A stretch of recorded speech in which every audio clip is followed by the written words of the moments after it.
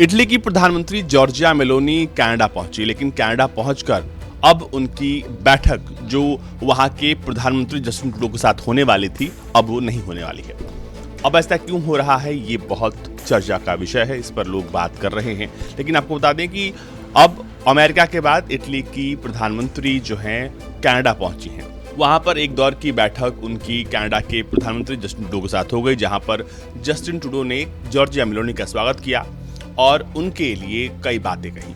Canada and Italy are so aligned on so many things. We have a very deep and growing economic relationship as well. बाद में Italy की प्रधानमंत्री ने भी उनका शुक्रिया अदा किया, लेकिन उन दोनों के बीच एक बैठक होनी थी जो कि इस वजह से कैंसिल हो गई, क्योंकि कहा यह जा रहा है कि सुरक्षा के मद्देनजर इस बैठक को कैंसिल कर दिया गया। दरअसल हुआ ये कि टोरंटो पहुंची इटली की प्रधानमंत्री की बैठक होनी थी कनाडा के प्रधानमंत्री के साथ, लेकिन अब ये बैठक नहीं हो रही। ये बैठक होनी थी आर्ट गैलरी ऑफ ओंटारियो जो कि टोरंटो में है, लेकिन कहा यह जा रहा है कि यहाँ पर 2 प्रदर्शनकारियों का ग्रुप जो है वो पहुंच गया, जिसके बाद इस बैठक को कैंसिल कर दिया गया। बताया गया कि इसमें एक ग्रुप जो था वो प्रो पैलेस्टीनियन समर्थकों का ग्रुप था और दूसरा जो ग्रुप था वो ट्रूडो सरकार के खिलाफ में नारेबाजी करने के लिए यहाँ पर पहुंचा था, जिसके बाद बड़ी संख्या में पुलिस बल को वहां पर तैनात किया गया और इस बैठक को कैंसिल कर दिया गया। ट्रूडो के सरकारी दफ्तर के प्रवक्ता जेना के मुताबिक इस इवेंट को सिक्योरिटी रीजन की वजह से कैंसिल किया गया और अब